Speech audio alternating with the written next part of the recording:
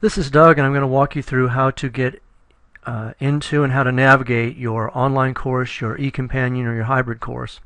If we go to the SWIC homepage, which is swiciowa.edu, and click on the quick links, access your online course.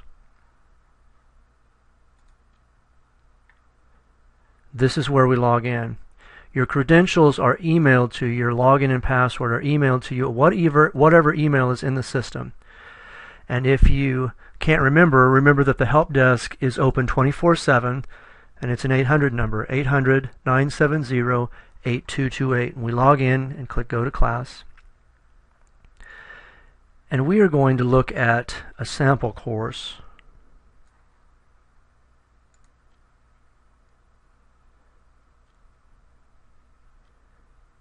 And when you log in, your instructor will have put in, hopefully, an announcement. And so every time you log in, you're going to want to check the announcement section to make sure that you're catching up here in announcements, that you're catching any communication from the instructor.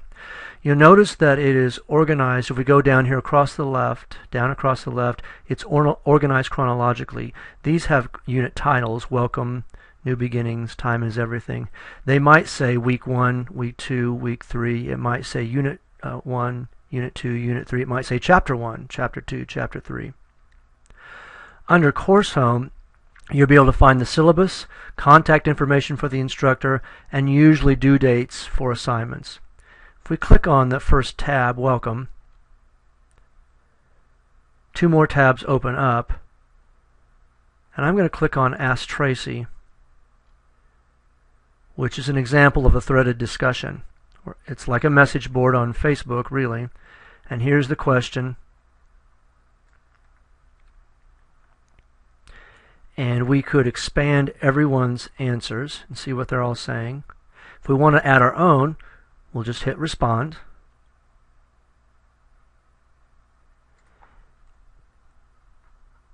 And add our own response. You'll notice that we can run spell check.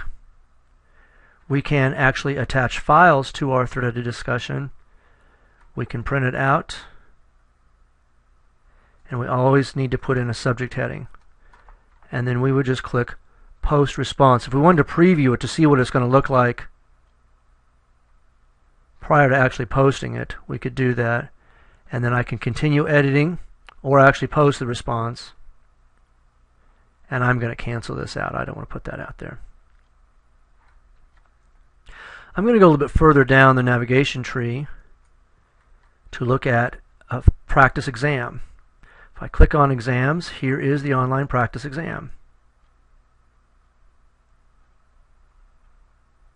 And it will tell me the dates that I can access it. The instructor might just open this up for a couple of days or maybe a week.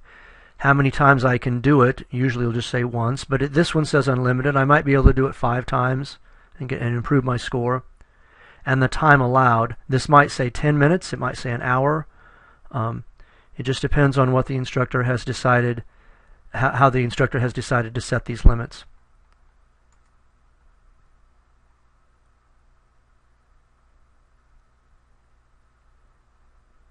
It's important to remember when doing an online exam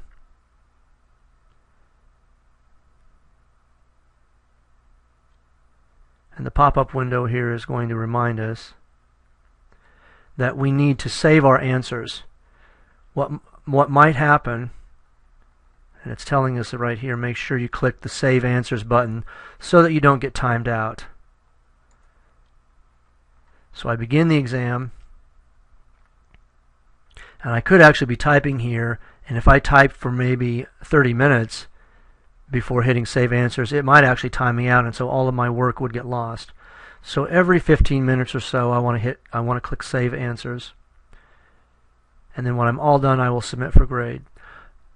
Online classes are easier than face-to-face classes. Well, that's false. It's very important to learn etiquette when taking them. That's true. And I'm not going to finish all these. I'm going to submit for answer for grade, and it says, am I sure? Yes, I'm sure.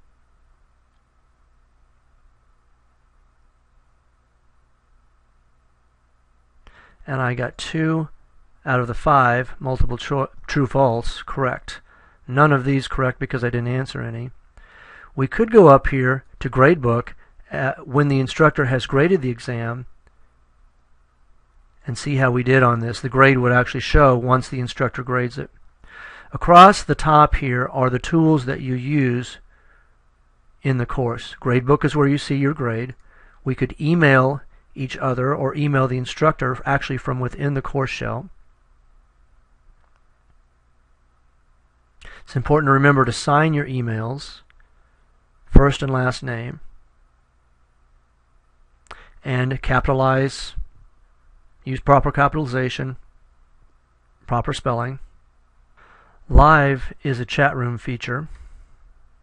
Document sharing is where we can put documents out for the entire class to see. The Dropbox is where we put in assignments that really only the instructor sees. And for specifics about that, be sure to watch the Dropbox video. We can keep a journal, and we can also have a compilation of websites. To log out of class but not out of the system, I click the little house.